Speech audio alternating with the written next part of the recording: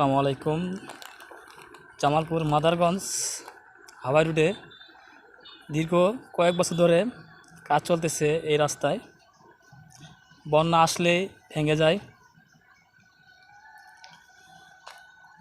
এখন দুর্গতিতে রাস্তার কাজ চলছে, দেখতে পাচ্ছেন। এর পিছনে সাইড দেখেন, পিছনে সাইড প্রায় কাজ শেষ হয়ে যাচ্ছে।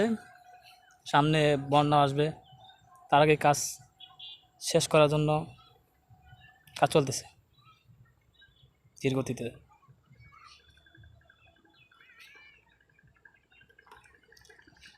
মাদারগঞ্জ সরকার ঝিল, হাতিঝিল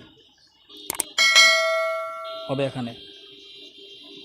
ভিডিওটা ভালো লাগলে অবশ্যই শেয়ার করে দিবেন এবং লাইক করবেন। আসসালামু আলাইকুম।